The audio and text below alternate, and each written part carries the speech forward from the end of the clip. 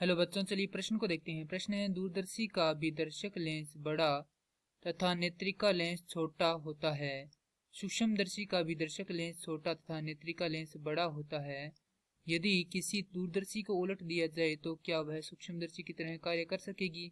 क्या इसका उल्टा संभव है? तो प्रश्न को आगे हल करें उससे पहले जो प्रश्न की मुख्य अवधारणा है उस पर विचार करते हैं। तो इस प्रश्न के लिए जो मुख्य अवधारणा है वह हो जाएगी सूक्ष्मदर्शी व दूरदर्शी की आवर्धन क्षमता का सूत्र। तो यहाँ से जो सूक्ष्मदर्शी उसकी आवर्धन क्षमता को हम एम द्वारा दर्शाएंगे, जो होती है L बटा FO गुणा में 1 योग में थीटा बटा FE। यदि हम यहाँ से देखें तो जो हमारी आवर्धन क्षमता है वह क्या है?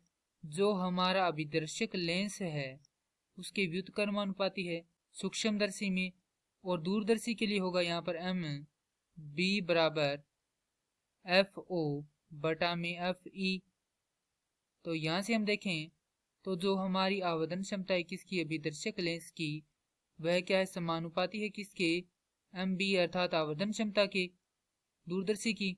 तो यहाँ से हम लिख सकते हैं कि दूरदर्शी के लेंसों की फोकस दूरी में अंतर सूक्ष्मदर्शी के लेंसों की फोकस दूरी में अंतर की अपेक्षा बहुत अधिक होती है, और इसी कारण जो दूरदर्शी है उसको यदि हम उलटकर सूक्ष्मदर्शी की भांति प्रयुक्त करें तो उसकी आवर्धन क्षमता क्या हो जाएगी? बहुत कम हो जाएगी।